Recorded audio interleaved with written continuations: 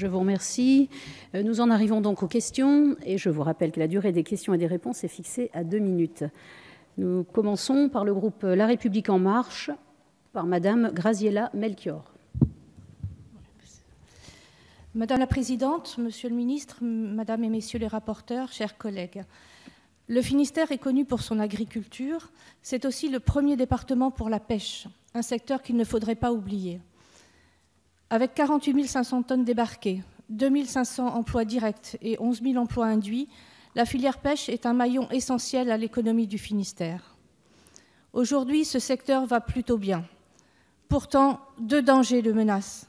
Le Brexit, qui risque d'amputer une partie de nos zones de pêche, et tout aussi alarmant, le vieillissement de la flottille. En effet, la moyenne d'âge des 1300 bateaux de pêche bretons est de 27 ans. En France, elle est de 29 ans.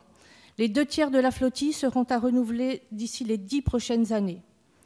Cela est crucial pour 3 raisons. D'abord, la sécurité. Les marins doivent être protégés quand ils naviguent. Cela nécessite des technologies embarquées et des équipements spécifiques. Deuxième raison, l'environnement. La pêche doit être durable et les bateaux toujours plus respectueux du milieu marin. Enfin, la rentabilité. Les bateaux doivent être mieux armés, plus économes en carburant et permettre ainsi d'obtenir de meilleurs résultats de gestion. Quand la flottille sera renouvelée, quand les patrons pêcheurs et les marins vogueront en sécurité, c'est toute la filière pêche qui prendra le large.